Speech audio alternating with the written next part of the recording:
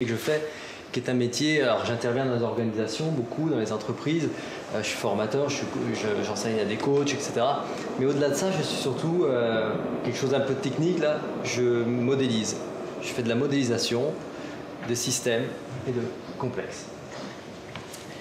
Alors, modéliser, ça veut dire faire prendre corps à une réalité, la faire prendre corps, et puis essayer de la structurer et lui donner de la vie pour la transmettre.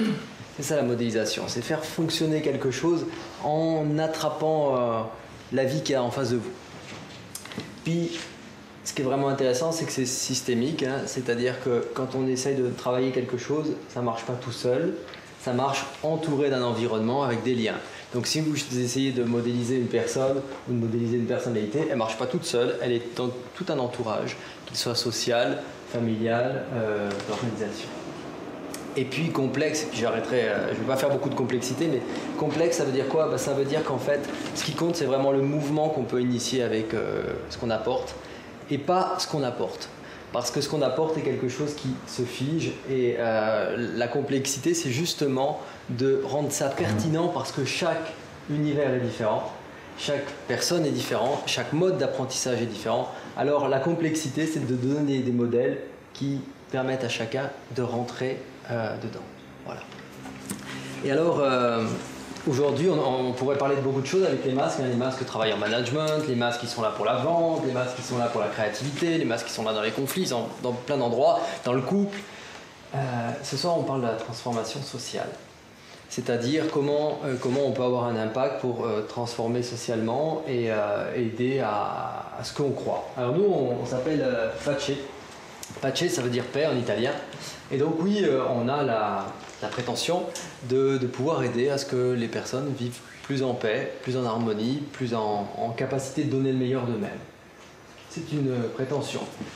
Et du coup, on a beaucoup de travail parce qu'il y a plein d'endroits où c'est difficile de donner le meilleur de soi-même, que ce soit dans les organisations comme dans les familles. Le courant dans lequel nous nous inscrivons dans Pace, où il y a des médecins, des coachs, des formateurs, des gens qui viennent aussi de la recherche, des gens qui viennent de l'entreprise. Le courant dans lequel on est, c'est celui du constructivisme. Alors c'est un gros mot, pour les plus jeunes, peut-être vous ne connaissez pas ce mot, le constructivisme, c'est vraiment comment en fait on se fait une réalité par notre esprit humain, et en fait on n'a pas accès à la réalité, on a accès à ce qu'on fait avec notre esprit de cette réalité-là. Autant dire, on n'est pas le reflet de l'extérieur, mais on crée notre propre réalité. C'est ça le constructivisme. Alors moi personnellement je l'ai appris plus avec l'école de Palo Alto, Václavic, Gregory Bateson, mais vous en avez aussi des applications en pédagogie avec Piaget, ou des applications en sociologie avec Bourdieu ou Edgar Morin. Bon voilà, ça c'est notre courant de pensée. Et ce courant de pensée, c'est intéressant le constructivisme parce que ça nous donne du choix dans l'évolution. C'est-à-dire que ça nous permet de dire, puisque c'est moi, avec mon esprit, qui vit la réalité, alors à ce moment-là, je peux la changer, je peux y apporter une différence, puisque c'est mon esprit je perçois ça avec mon état d'esprit. Ça vient en rupture, le constructivisme, et par rapport à la transformation sociale, ça vient en rupture avec un siècle dominant de la pensée du taylorisme. Un siècle dominant de structuration afin de produire du résultat, en fait. Donc c'est quoi le taylorisme? C'est séparer, en fait, c'est découper les choses, séparer les niveaux au bas en disant il y a ceux qui conçoivent et puis il y a ceux qui font, et puis séparer verticalement, horizontalement en disant voilà, il y a cette tâche-là, cette tâche-là, cette tâche-là, cette tâche-là, et puis on rend habile les gens à être dans cette spécialité à chaque fois. Et le taylorisme, ça a produit sûrement ce que ça devait produire au début du siècle.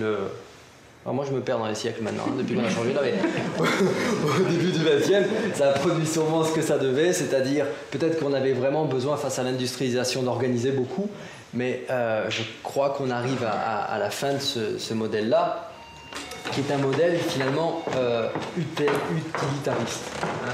C'est-à-dire c'est un modèle qui rend les hommes utilitaires pour une production. Ça veut dire l'air de rien, ça veut dire que ça méprise leur capacité à évoluer, à initier et à apprendre beaucoup. Donc vous avez la plupart bonjour, soyez les bienvenus, je voudrais vraiment que vous compreniez que ce travail des masques, ce n'est pas une typologie. La typologie est dans le courant de pensée du taylorisme. C'est-à-dire comment j'identifie les personnes et je la fais, avec le profil qu'elle a, je la mets au poste le plus adéquat. Évidemment, ça paraît logique. Mais c'est vraiment, du coup, ça fait quelque chose, c'est que ça évalue les personnes sur leurs compétences, certes, éventuellement, mais ça évalue aussi sur leur potentiel en disant bah, ça donne tel potentiel.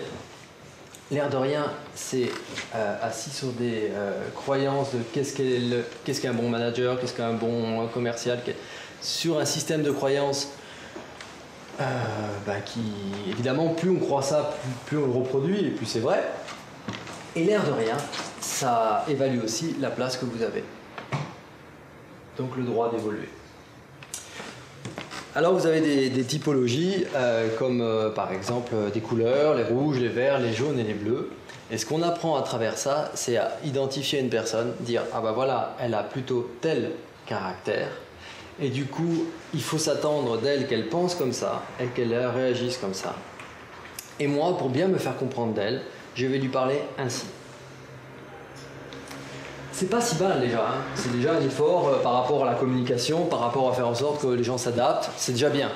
Mais le problème, c'est que ça ne permet pas aux personnes d'évoluer, de progresser et de donner le meilleur d'eux-mêmes. Parce qu'elles sont ramenées dans un espace, elles sont limitées. Par le système même, elles sont limitées. Sans compter qu'en dessous, souvent il y a les bleus c'est bien parce que là, les rouges c'est moins bien parce que là, les jaunes c'est mieux parce que si. Voilà.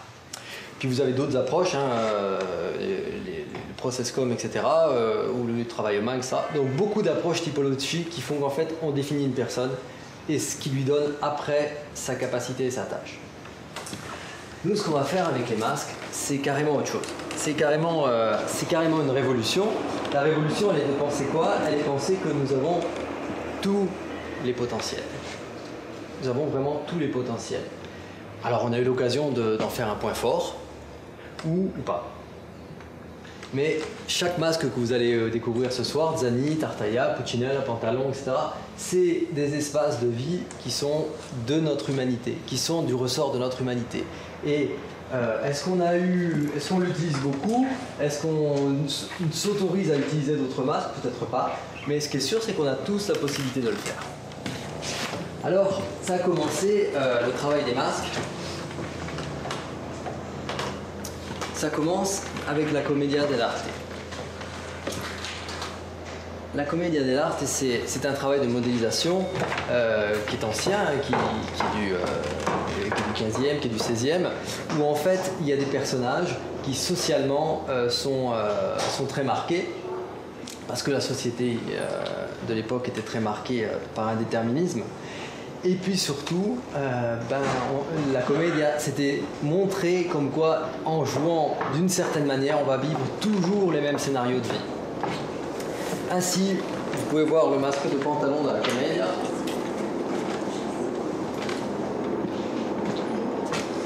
C'est installé un masque de pouvoir, de puissance, de force, un petit peu de fermeture.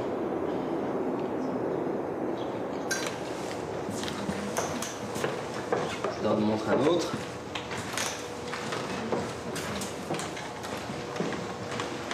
Le masque d'Arlequin. Là, ça peut vous amener à faire des facéties, à être insaisissable, de pouvoir préparer un coup et de déjà s'en aller. Enfin, vous voyez, difficile à suivre pour une caméra.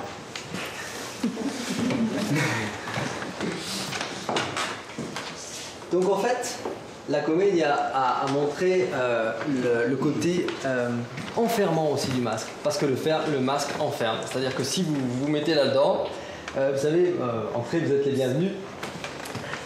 Entrez,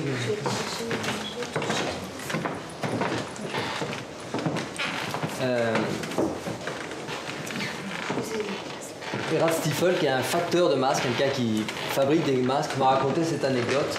Une fois, il est venu des balinais, des danseurs balinais, vous savez, ceux qui font des gestes comme ça. Les danseurs balinais sont venus à la cartoucherie de Vincennes, où il y avait un atelier de masques. Et ces balinais, c'était la première fois qu'ils venaient en Occident. Et ils sont rentrés dans la pièce, et puis bon, ils voulaient partager leur savoir. Et puis les gens de la comédie les ont invités, et puis on est rentrés, etc. Et puis un des danseurs balinais a pris le masque de pantalon que vous venez de voir là, et il l'a mis, et tout de suite, il a su jouer la corporalité du masque de pantalon. Alors qu'il n'a pas du tout d'idée de qui est pantalon, ni même du théâtre de la comédie. Qu'est-ce que ça veut dire? Ça veut dire que c'est universel. Ça veut dire que chacun d'entre nous, on a la capacité à rentrer dans une énergie stable, de force, de présence, d'intégrité. Comme chacun d'entre nous, on a la possibilité de rentrer dans une énergie beaucoup plus insaisissable qui nous permette de créer, d'imaginer, de ne pas rester enfermé. Quand on commence le travail des masques, en fait, ce qui nous vient au début, c'est un petit peu d'exagération. C'est-à-dire que ce qui se passe pour un participant, lorsqu'il voit le masque de pantalon,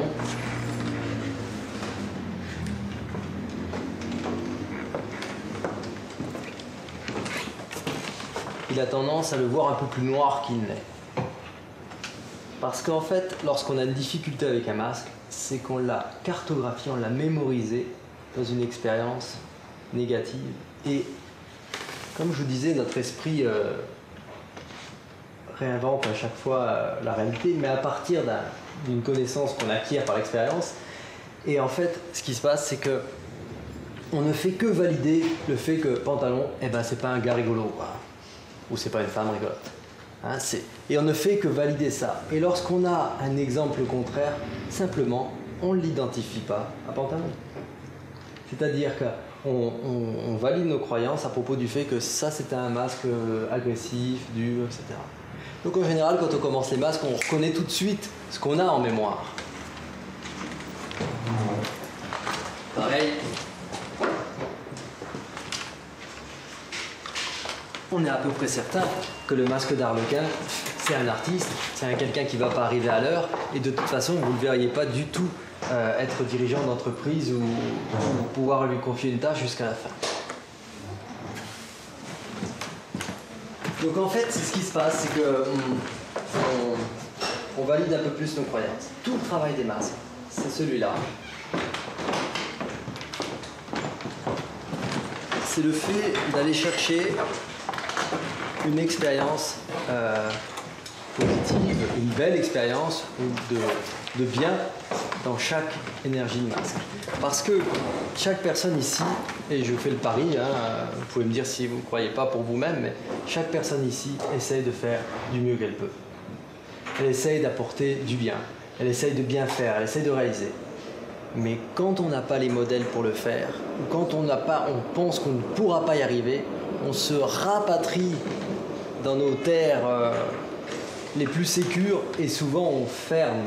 Et on ferme avec des systèmes de défense, et peu importe quel qu'il soit agressif, ou qu'il soit dans la fuite, ou qu'il soit dans le charme, ou qu'il soit dans tout ce qu'on veut, ça reste un système de défense dans lequel on n'est pas nous-mêmes.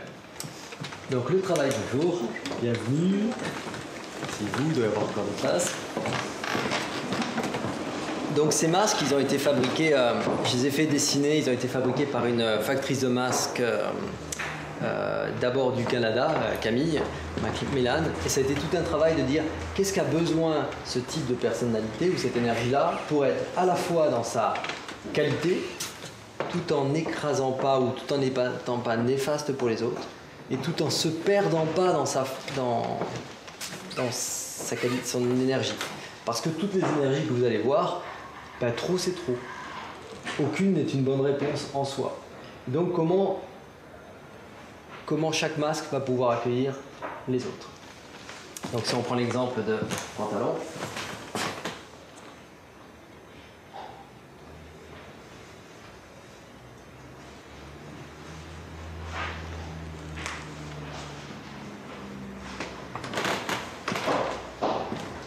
je me suis pas bien mis, j'ai pas vu si... Hein, je te sens bien.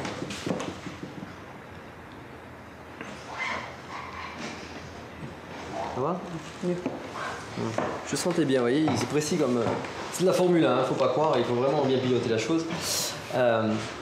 Voilà, chaque personne ici a la possibilité de trouver un espace où elle se fait respecter, où elle peut être claire dans ce qu'elle dit, où elle peut être déterminée, où elle peut défendre son territoire sans pour autant écraser les autres.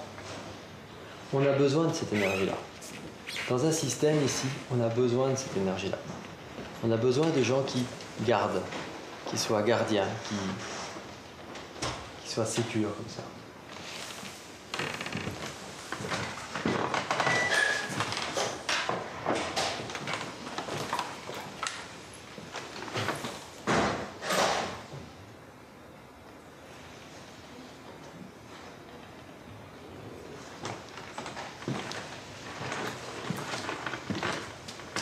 Chacun d'entre nous, ici, a un espace très particulier à lui, d'une sensibilité, d'une émotion, d'une poésie. Chacun ici a ça. C'est pas obligatoirement être foufou, c'est pas... Hein, je sais bien qu'on a tendance parfois à vouloir avoir des garde-fous, hein, c'est pas être fou que de vivre les choses de manière très sensible, avec des hauts et des bas, en cherchant des espaces différents où on mélange les choses. Voilà. C'est une création, comme une composition qu'on peut faire dans son masque d'Arlequin.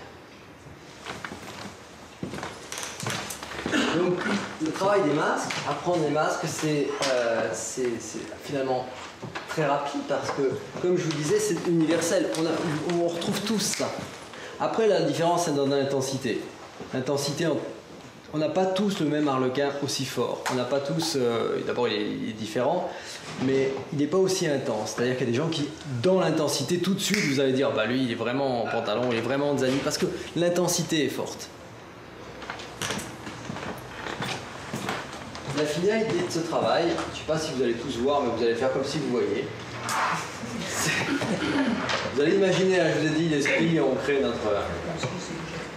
Ça, c'est vous, votre être. La petite bougie au milieu.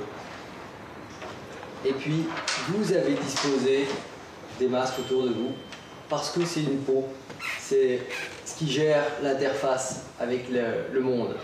Alors, vous avez peut-être mis, je mets en noir le masque de pantalon devant, parce que comme ça vous permet tout de suite de faire savoir qui vous êtes. Vous avez peut-être mis votre chaleur, votre côté convivial, zani, derrière, parce que c'est tellement beau que vous n'avez pas qu'on le froisse. Vous avez peut-être mis le charme et la séduction et aussi une forme de finesse, comme ça ici sur votre gauche, comme une manière d'emmener les choses et d'apporter de la beauté. Vous avez peut-être structuré ça avec toute une démarche bien pragmatique, bien réaliste, efficiente. Vous avez peut-être des espaces un peu plus à l'arrière qui sont vos jardins secrets, des endroits où vous n'allez que vous-même. Vous n'invitez même pas votre conjoint parce que vous n'y pensez pas, ou vous ne le souhaitez pas. Puis vous avez des potentiels qui sont un petit peu en attente. Vous pouvez avoir votre capitaine, celle qui pousse, qui a vraiment envie d'apporter du changement, de pousser, d'amener, qui est juste sur le côté bloqué par les deux masques qu'il y a là. Puis vous avez peut-être votre Arlequin que vous sortez que le 31 décembre, parce que là, ou pour Carnaval, parce que là, vous savez que vous avez le droit de le faire. C'est ça le travail des masques, c'est pouvoir se reconnaître chaque masque. Et puis, en fait, c'est une chose, c'est changer la relation qu'on a avec nos masques. Commencer à les aimer et à avoir du plaisir, du bien-être. Vous voyez, comme moi, aujourd'hui, je suis arrivé devant vous, mais j'ai ma partie de zani, de cœur qui est vraiment contente de rencontrer des personnes. Voilà. J'ai ma partie pantalon, vous l'avez vu plusieurs fois, qui est là parce qu'il y a un job à faire. Et je veux que ça marche pour ce qu'on a à partager ensemble. j'ai ma partie capitaine qui est là, celle qui veut pousser, qui veut changer le monde, qui va apporter des choses, qui croit beaucoup que chaque personne peut avoir un potentiel. J'ai ma partie Pulcinella qui est là et qui a déjà donné 2 ou 3 petites choses délicates pour chaque personne ici, enfin personne avec qui j'ai donné certaines phrases pour certaines personnes, parce que c'est ce que fait le Pulcinella, c'est d'aller doucement pour apporter du changement aux personnes, etc. etc. C'est avoir le bien-être d'être avec ces masques. Voilà.